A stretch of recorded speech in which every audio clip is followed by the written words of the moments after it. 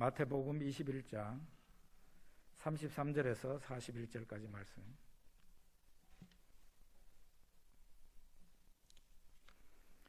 같이 읽겠습니다.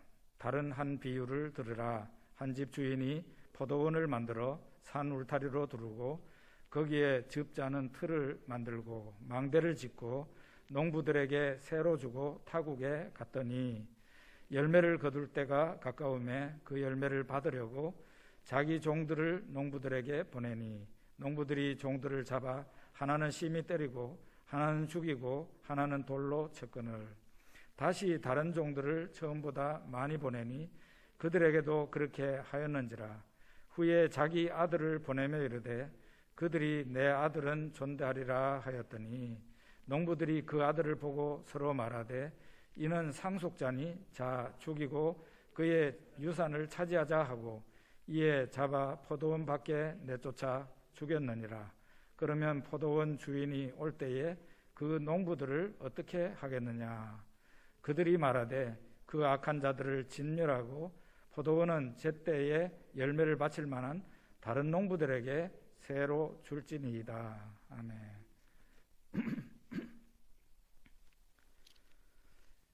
마태복음을 어떤 시각으로 보느냐 중요합니다. 마태복음 1장과 마태복음 마지막인 28장에서 그는 하나님이시다 이렇게 증거합니다. 마태복음 1장에서는 임마누엘, 예수님 탄생을 임마누엘이라고 그러죠. 우리와 함께 계시기 위해서 오신 하나님. 마태복음 28장에서는 세례를 베풀 때 누구의 이름으로 세례를 베푸느냐. 아버지와 아들과 성령의 이름으로 세례를 베풀어라. 하나님 아버지와 아들 예수님, 성령님이 동일선상에 있는 것을 우리가 보게 됩니다. 이렇게 마태복음은 예수님이 세상에 오신 하나님이시라는 것을 증거하고 그런 전제를 깔고 오늘 이 본문을 볼 필요가 있습니다. 세상에 오신 하나님은 이제 대부분의 일을 다 마쳤어요. 마치고 이제 한 일주일가량 남겨놓은 상황이었습니다. 이제 마지막으로 진짜 그가 꼭 해야만 될 한 가지 일이 남아있었는데 그게 바로 십자가에서 자기 자신을 십자가에 제물로 바치는 일이었습니다.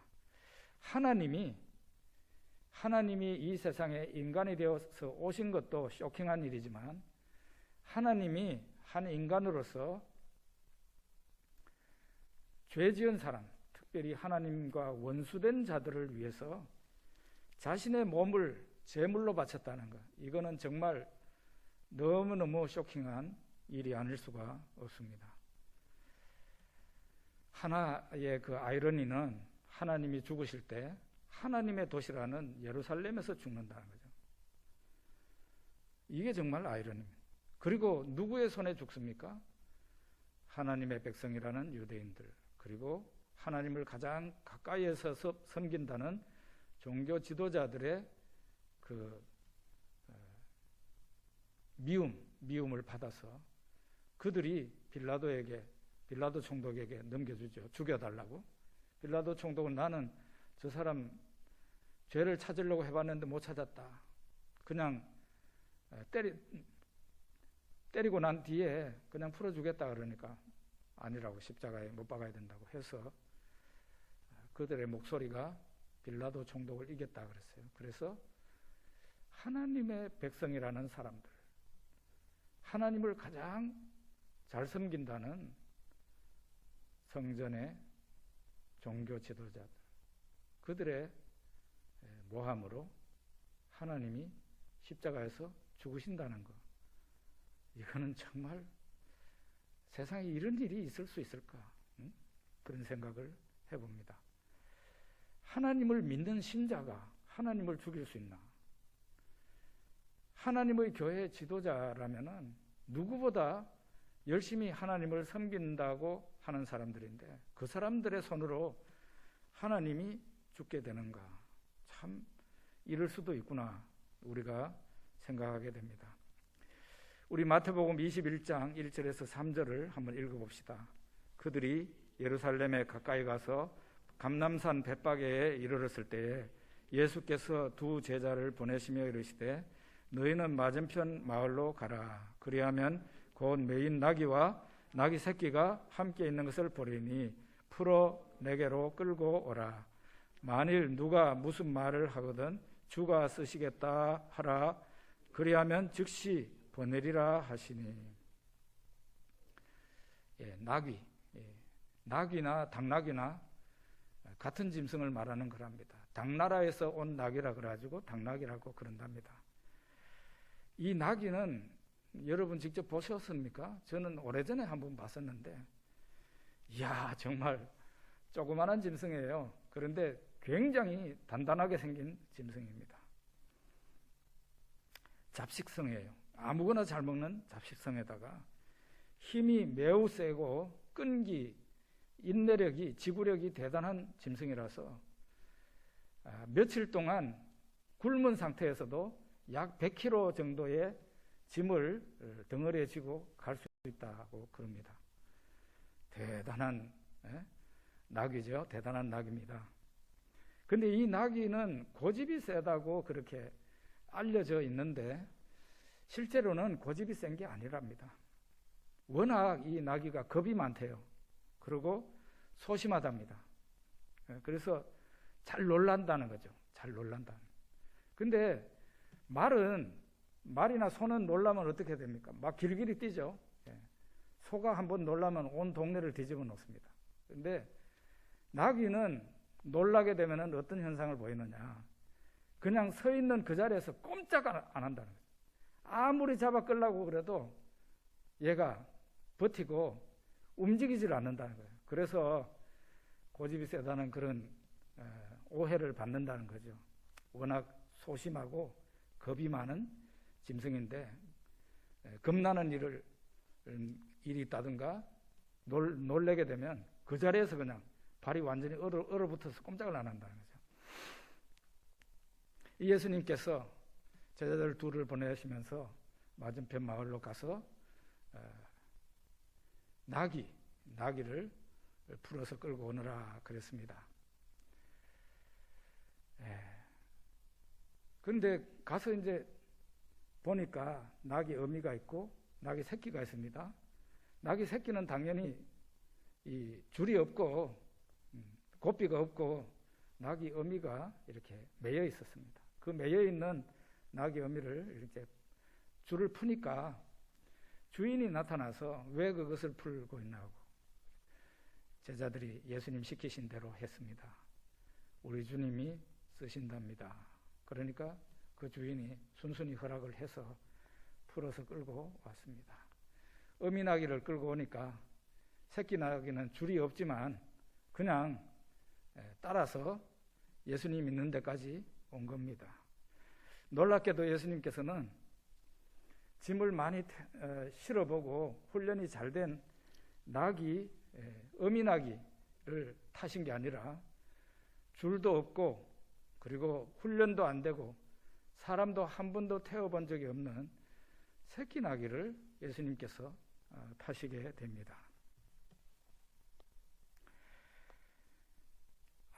원래 나귀가 겁이 많고 소심하고 잘 놀라는 그런 짐승이고 한번 놀래면은 발이 얼어붙어가지고 움직이지를 않는 그런 훈련이 안 된 나귀인데 웬일인지 이 나귀가 굉장히 큰 행사에 지금 동원이 된 거잖아요.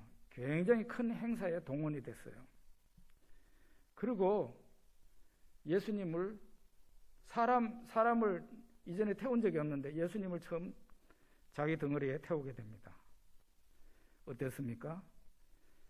겁이 많고 훈련이 안 된 이 나귀 새끼가 마치 나는 당신이 누구신지 압니다.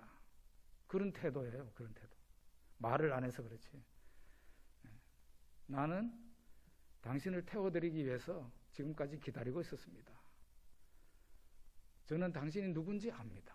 하는 그런 태도로 이 예수님을 잘 태우고 목적지까지 가는데요. 굉장히 놀라운 일들이 중간에 벌어진다고요.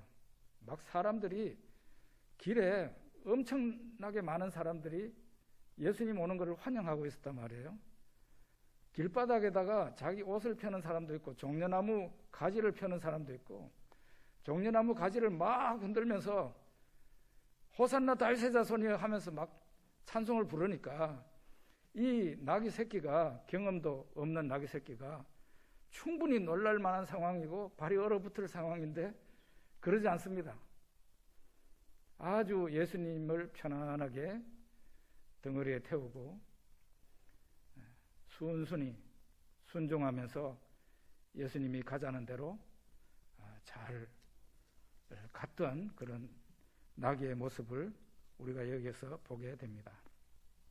예수님께서는 이렇게 해서 성전으로 바로 가셨는데요. 세상에 오신 하나님이 어디로 가겠습니까? 헤롯의 궁으로 가겠습니까? 아닙니다. 성전으로 가셨습니다. 거기는 바로 자기 집이기 때문에 가신 거죠. 그런데 그 성전에서 이 세상에 오신 하나님은 이 순종하는 나귀 새끼와는 전혀 다른 모습의 악한 사람들을 보게 됩니다. 성전 마당에서는 장사를 하는 사람들이 있었는데요. 이 성전 마당은, 당시의 성전 마당은 오늘날 예배당 마당하고는 기능이 달라요. 오늘날 예배당 마당은 어떻습니까? 주차 공간이거나 성도들이 예배 마치거나 예배 전에 서가지고 대화할 수 있는 곳이에요. 저기는 예배 드리는 곳이 아니에요. 그런데 당시에, 예수님 당시의 성전 마당은 예배의 장소였습니다. 성전 건물 안에는 제사장들과 레위 사람들만 들어갈 수 있어요. 일반 백성은 전부 다 성전 마당에 서가지고 예배를 드려야 돼요. 예수님 당시에 성전 마당이 세 개로 나누어져 있었어요. 제일 안쪽에는 유대인 남자들이 드리는 마당이에요. 그리고 이제 중간쯤에 유대인 여자들이 드리는 예배의 공간이에요. 마당입니다. 그리고 제일 가쪽에 이방인들의 구역이 있어요. 거기도 마당이에요. 거기에서 이방인들, 그러니까 유대인은 아니지만 하나님을 경외하는 사람들이 거기에 서서 예배 드리는 장소예요. 근데 거기에 누구가 있었다고요? 장사하는 사람들이 있었다. 돈 바꿔주는 사람들, 그리고 비둘기 파는 사람들, 이런 사람들이 막 말하자면 예배를 방해하고 있었어요. 바로 이 사람들 옆에는 이렇게 손을 모으고 예배 드리고 있는 사람이 있는데 옆에서 비둘기 팔고 돈 바꿔주고 그런 사람들이 있었단 말이에요. 굳이 돈을 바꿔야 되나 하지만 당시 유대인들은 헌금을 드릴 때는 로마 화폐로 드리지 않았습니다. 평소에 성전 밖에 나가서 살 때는 로마 화폐를 가지고 살아요. 그렇지만은 성전에 와서 헌금을 할 때는 그거를 유대인의 화폐, 성전 화폐로 바꿔야 돼요. 그래서 그런 일을 하고 있는 사람들이 있었어요. 당연히 그게 상업행위죠. 예수님께서 엄청 분노하셨습니다. 예수님이 이렇게 진짜 정신을 잃은 사람만큼 자기 자신을 절제하지 못할 만큼 화낸 적이 잘 없었죠. 그런데 제자들이 볼 때는 굉장히 놀랄 정도로 예수님이 행동하셨어요. 돈 바꾸는 사람들의 상을 둘러 엎었다 그랬어요.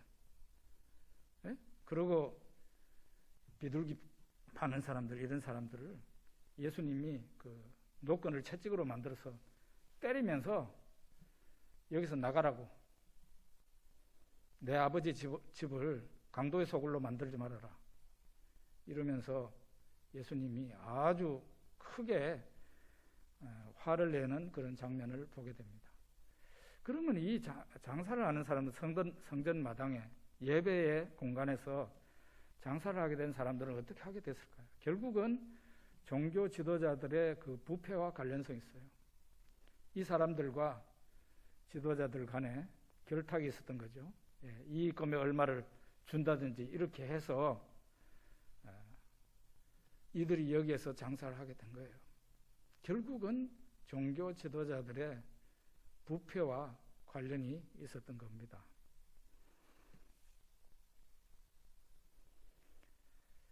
나귀 새끼의 그 순종과 영 다른 짐승도 예수님에게 순종하고 고분고분 따뜻하게 예수님을 맞이했는데, 사람이 하나님을 거스르는, 그것도 하나님 가장 가까이에서 하나님을 섬긴다는 자들이 하나님 반대편에 가 있는 그런 모습을 우리가 보게 됩니다. 또 하나의 일이 있습니다. 우리 마태복음 21장 15절 16절 같이 읽어봅시다. 대제사장들과 서기관들이 예수께서 하시는 이상한 일과 또 성전에서 소리질러 호산나 다윗의 자손이여 하는 어린이들을 보고 노하여 예수께 말하되 그들이 하는 말을 듣느냐. 예수께서 이르시되 그렇다. 어린 아기와 젖먹이들 입에서 나오는 찬미를 온전하게 하셨다 함을 너희가 읽어본 일이 없느냐 하시고, 성전 마당에서 어린이들이 예수님을 만나게 됩니다. 그 어린이들이 예수님에게 달려갔겠죠. 그리고 막 소리를 지르면서 호산나 다윗의 자손이여 하면서 예수님을 향해서 찬송을 드립니다. 그러자 그 장면을 가까이서 보고 있던 종교 지도자들이 분개합니다. 네가 뭔데 저 어린이들이 너한테 찬송을 하게 만드냐. 마땅히 제지해야 되는데 왜 찬송을 받고 있냐. 이 종교 지도자들이 분개하죠.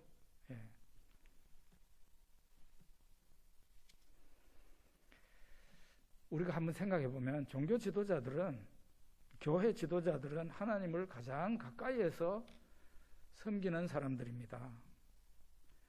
이 사람들이 정상적으로 했다면 어떻게 했을까요?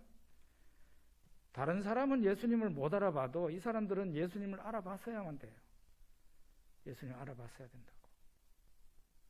근데 이 사람들이 어땠어요? 지금 이 순간만 그런 게 아니라 예수님 탄생할 때부터 이상하게 행동을 합니다. 다른 사람들은 예수님을, 심지어 저 동방에서 온 하나님도 잘 모르는 사람은 예수님을 찾아 경배하고 돌아갔는데, 예루살렘에 있는 백성들과 유대인들과 종교 지도자들은 예수님의 탄생 소식을 듣고도 거기에 대해서 무관심합니다. 그리고 여기에서도 그렇잖아요.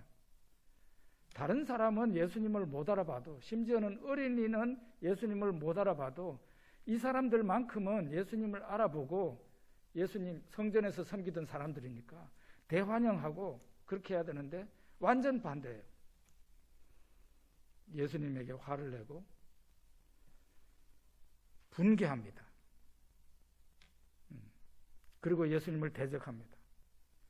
심지어는 나귀 새끼도 예수님을 알아보고 예수님 말씀을 잘 듣고 순종했는데, 종교 지도자들이 예수님에게 악하게 대하고 불순종한 것이 참 놀라운 일이에요. 정말 놀라운 일이에요. 그래서 이런 것이 성경에 기록됐다는 것은 교회와 신자, 그리고 종교 지도자, 교회 지도자가 자칫 잘못하면 이런 우를 오늘날도 범할 수 있다는 것을 우리에게 깨닫게 하시는 겁니다. 경고하는 거예요.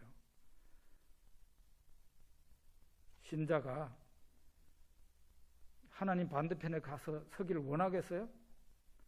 교회가 하나님 반대편에 가서 서기를 원하겠습니까? 교회 지도자가 어느 누구가 하나님 반대편에 가가지고 서기를 원하겠어요? 그런데 자칫 잘못하면 자기도 모르는 사이에 하나님 반대편에 가서 서서 있어요. 예수님께서는 이 악한 종교 지도자들을 향해서 상징적인 어떤 행동을 합니다.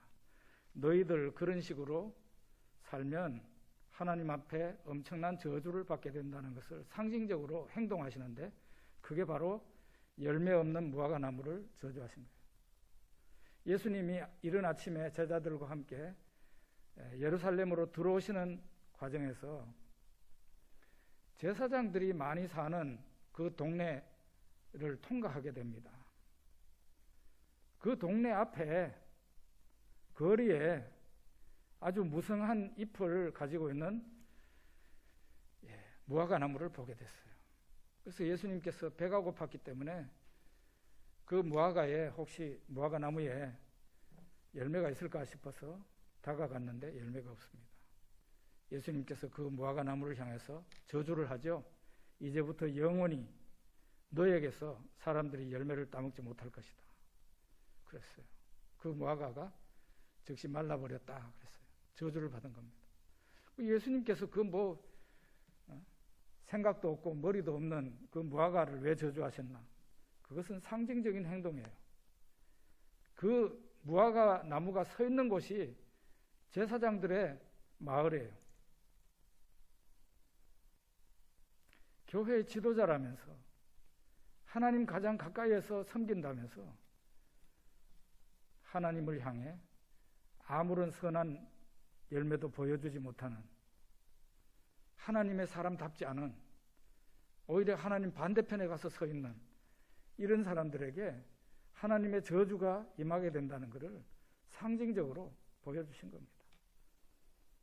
그리고 예수님께서 두 가지 비유를 말씀하세요.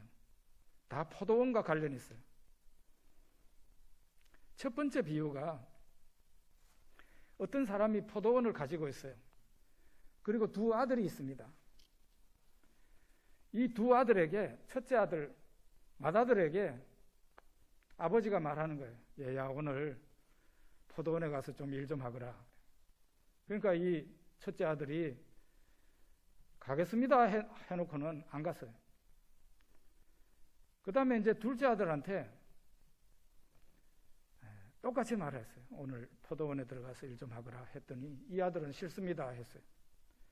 싫습니다 해놓고는 자기가 나중에 아이 잘못했네 하고 뉘우치고 나중에 포도원에 들어가서 일을 했습니다. 이 이야기를 예수님께서 들려주시면서 이 아버지의 뜻에 합당하게 행동한 사람은 누구냐 하고 물었어요. 그랬더니 사람들 대답합니다. 둘째 아들입니다. 이렇게 말한 거죠. 비록 싫습니다 했지만은 뉘우치고 간 그 아들이 아버지의 뜻에 맞게 행동한 아들이라는 거죠. 예수님이 이 말씀을 하시고 중대한 말씀을 하세요. 바로 종교 지도자들을 지목하면서 너희들보다 세리와 창녀들이 먼저 하나님 나라에 들어갈 거라고. 진짜 무서운 말씀 아니에요? 너희들보다. 너희들은 누구예요? 성전을 잘 떠나지 않는 사람들이에요. 하나님 말씀을 항상 외우고 다니는 사람이고 성경을 사람들한테 가르치는 사람이에요. 너희들보다 자타가 공인하는 죄인들, 세리와 창녀들이 너희들보다 먼저 하늘나라에 들어간다. 그렇게 말씀하십니다. 그리고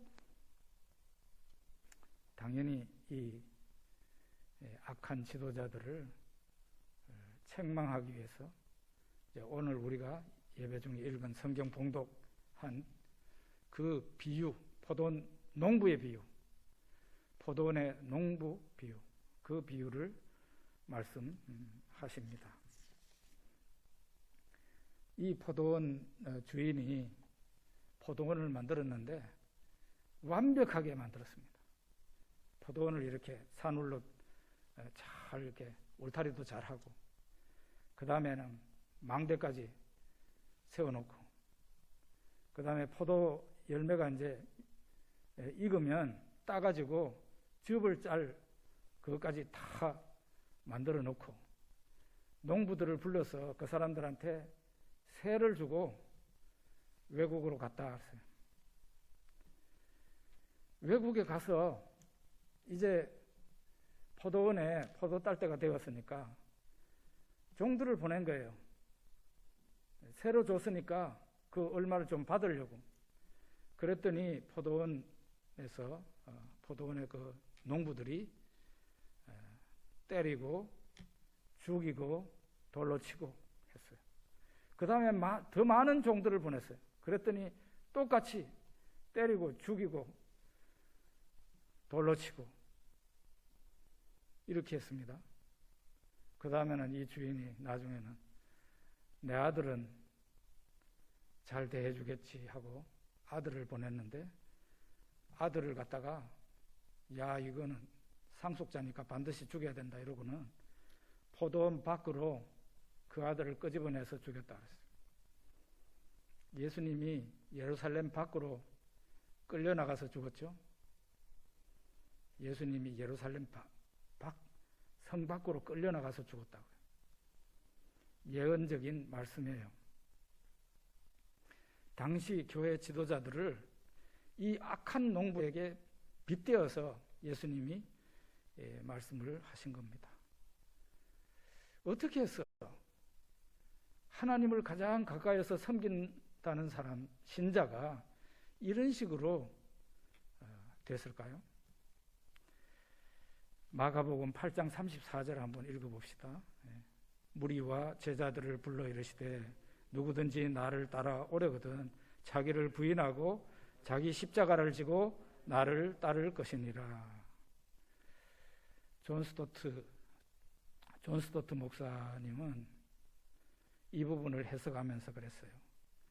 자기를 부인하는 것이 곧 십자가 지는 거라고. 자기를 부인한다는 것은 다른 말로 하면 자기 본능을 부인하는 거예요. 자기 본능. 그러니까 십자가인 거예요. 십자가. 나 자신을 부인하지 못하고 나의 본능대로 그냥 방치해버리면 어떤 일이 벌어지는가. 여기 예수님에게 경고를 먹은 대제사장이나 종교 지도자들처럼 돼버리고 마는 겁니다.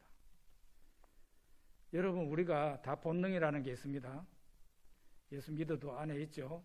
타락한 본능이 있습니다. 우리 안에 있는 본능이 어떻습니까?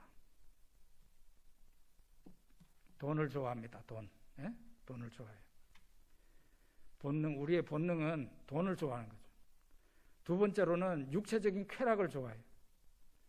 그러니까 술을 찾아다니고 술보다는 더 강력한 마약을 찾아다니고 섹스를 찾아다니고 이러잖아요.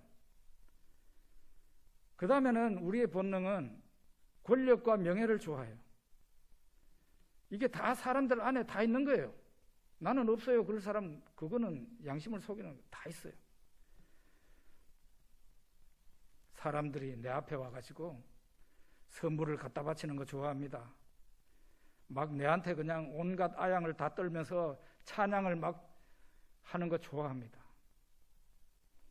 그러니까 이런 걸 좋아하니까 어떻게 돼요? 사람들은 권력을 잡으려고 나서는 거죠.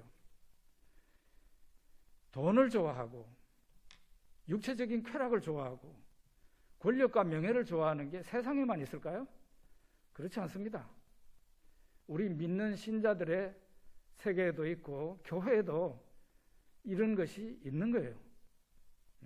사탄이 안 들어가는 곳이 없어요. 내 안에도 이와 같은 본능이 꿈틀거리고 있는 거예요. 솔직하게 말하자면 내 안에도 이런 본능이, 예수 믿는 내한테도 이런 본능이 움직이고 있어요. 막 꿈틀대고 있어요. 어떻게 해야 되겠습니까? 내 안에 있는 본능이 그냥 막 활개를 치도록 내버려 둬야 되겠어요? 아니라고 생각합니다. 그렇게 하면은 멸망길로 갑니다. 그렇게 하면요, 우리가 손가락질하는 그 사람들하고 똑같이 돼요. 그럼 어떻게 해야 되겠어요? 이 본능을 죽여야 된다고. 내 안에서 막 살아서 움직이는, 나를 타락하게 만들려고 하는, 유혹으로 끌고 가는 이 본능을 사정없이 죽여야 된다는 거죠. 어떤 방법으로? 하나님의 은혜를 받아들이는 방법으로 죽여야 돼요. 내 인간적인 방법으로는 절대로 될 수 없습니다. 면벽수도를 100년 해도 안 됩니다. 사람의 방법으로는 안 되는 거예요. 성경이 그렇게 말합니다. 그래서 하나님의 은혜가 필요한 거예요. 왜 하나님의 은혜를 받아야 되겠어요? 우리가 강물이 막 급류가 흐르는데 거기에 뭐 나무도 떠내려가고 사람도 떠내려가고 막 이렇게 하는데 우리 믿는 신자들은 이 시류를 거슬러 올라가야 된다고. 어떤 방법으로 거슬러 올라가겠어요? 그게 내 힘으로 가능하겠어요? 가능하지 않아요. 그래서 우리는 하나님이 내려주시는 은혜를 받아야 된다고. 담배가 안 끊깁니까? 술을 끊으려고 했는데도 암만 해도 안 됩니까? 은혜를 받아보세요. 왜 안 돼요?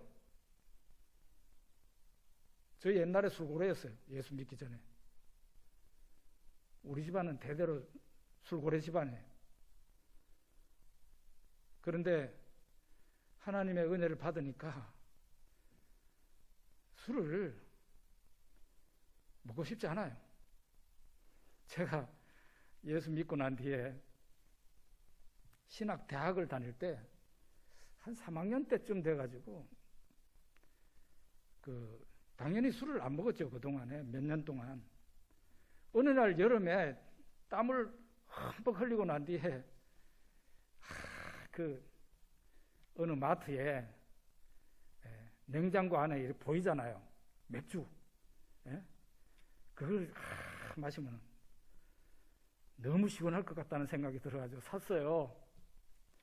사가지고 캔을 다 열어서 신학생이 제가 딱 마셔봤다고. 제가 그걸 한 모금 딱 마시고 난 뒤에는 났어요.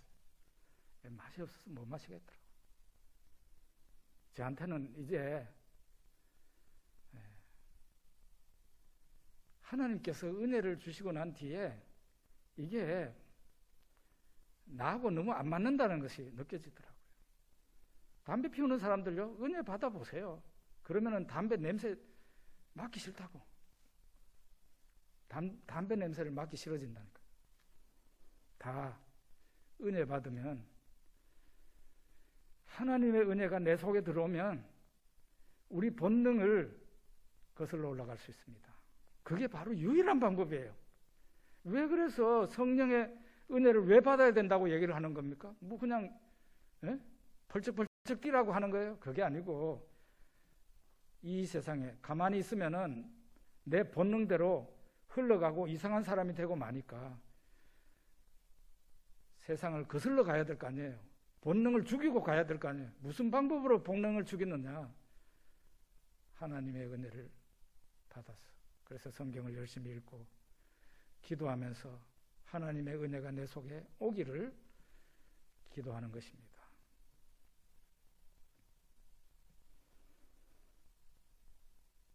내가 좋아하고 내한테 쾌감을 주는 것인데 그거를 부인해야 되니까 그게 얼마나 고통스러운 일입니까? 어린애가 좋아하는 사탕을 들고 있어요. 그 사탕 뺏어 보세요. 난리 나지? 우리가 그런 거라고요. 내가 그렇게 좋아하고 애착을 느끼는 건데 그걸 버려야 되니까 이게 십자가가 아니고 무엇입니까? 그런데 예수님 뭐라고 그럽니까? 그렇게 십자가를 져야 예수님을 따라올 수 있다 그랬어요. 우리는 프로축구 선수들이나 프로야구 선수들 굉장히 선망의 대상으로 생각합니다. 그런데 그 사람들 얘기 들어보면, 프로 선수들 얘기를 들어보면 프로 선수만큼 고독한 직업도 없다네요. 왜냐하면은 1년 내내 자기 컨디션 관리를 해야 된대요. 조금만 정신이 흐트러지면 바로 그 다음날 경기력으로 연결이 된다는 거예요. 그래서 이 사람들, 프로 선수들이 술 한 잔 맘 놓고 못 마시고 하고 싶은 거 마음대로 못 하면서 그렇게 살아간다고 그럽니다. 그래서 이 사람들은 그런 얘기한대요. 프로 선수를 고행하는 수도승과 같다. 그렇게 말을 한답니다. 고행하는 수도승과 같다. 그리고 좀 이제 프로 선수로서 뭐 축구나 야구의 두각을 나타내면서 유명한 선수가 되면 사람들이 그렇게 찾아오고요. 달콤한 유혹이 그렇게 많이 와서 얼쩡거린다네요. 그런데 잘못된 사람들 만나서 망하는 사람 많고 또 잠깐의 유혹에 넘어가는 선수들이 많은데 넘어가면 바로 그 사람의 그동안 쌓았던 인기 다 없어지고 명예도 다 잃고 인생이 형편없이 허물어져 버린다는 거예요. 우리가 왜 신자가 되었을까요? 우리가 왜 교회에서 직분을 받았을까요? 어제 대구에 타교회에 임직식이 있어서 제가 다녀왔습니다. 앞에서 이렇게 선서하시는 장로님 그리고 안수 집사님, 권사님들 그 선서문을 참석한 제가 손님인 제가 새삼 이렇게 하나 이렇게 봤어요. 나도 예전에 목사 될 때 선서했을 텐데 싶어서 제가 그걸 새삼스럽게 읽어보면서 야 정말 이 선서대로만 하면은 지키면 내가 훌륭한 목사가 될 수 있겠구나 그런 생각이 들었습니다. 왜 신자가 되느냐? 왜 직분을 받았나? 예수님 당시에 그 대제사장, 성전의 제사장들, 서기관들, 바리새인들 다 하나님 앞에 처음에는 이쁘게 보이고 싶어서 나의 영혼을 하나님 앞에 보장받고 싶어서 신자가 되고 또 직분도 받아들이고 그렇게 했을 거 아니에요. 내 본능과 욕구를 죽이고 하나님께서 주실 저 하늘의 복, 영생의 복을 받기 위해서 직분을 받고 예수님 믿고 그렇게 하는 거 아닙니까? 내 본능과 욕구대로 살려고 하는 게 아니지 않습니까? 거슬러 올라가고자 함이 아니냐 이 말이죠. 그런데 여러분 현실적으로는 어떠냐? 신자가 되었습니다. 그리고 얼마가 지나고 난 뒤에 교회에서 직분을 받습니다. 그러고 난 뒤에 세월이 좀 많이 흘러갑니다. 그런데 대부분 사람들이 그런 사람들 가운데 참 훌륭한 신앙생활로 하나님이 기뻐하실 뿐만 아니라 사람들한테도 야 나도 저분처럼 됐으면 좋겠다 그런 경건한 모습, 안팎이 신령한 모습을 보여주는 신자가 있는가 하면 또 어떤 사람들은 자기 자신도 모르게 원래는 원치 않은 건데 예수님 반대편에 가서 서는 사람도 우리는 그런 것을 본단 말이에요. 우리도 자칫 잘못하면 이런 불상사가 생길 수 있다는 것을 우리가 오늘 이 본문에서 보게 되는 겁니다. 마태복음을요, 교회의 복음서라는 그런 별명을 이 마태복음이 가지고 있어요. 그런데 마태복음의 상당 부분을 보면은 교회 지도자들의 안 좋은 모습을 많이 보여주고 있어요. 왜 굳이 그런 것을 성경에 썼을까요? 그것은 오늘날 예수 믿는 사람들, 특별히 오랫동안 신앙생활한 사람들, 교회에서 직분을 받아서 충성한다고 하는 사람들에게 너도 잘못하면 예수님 죽여버린 이 사람들처럼 될 수 있으니까 정말 조심하면서 신앙생활을 해라 하는 것을 경고하기 위해서 우리에게 이런 것을 보여주신 겁니다. 우리 기도하겠습니다.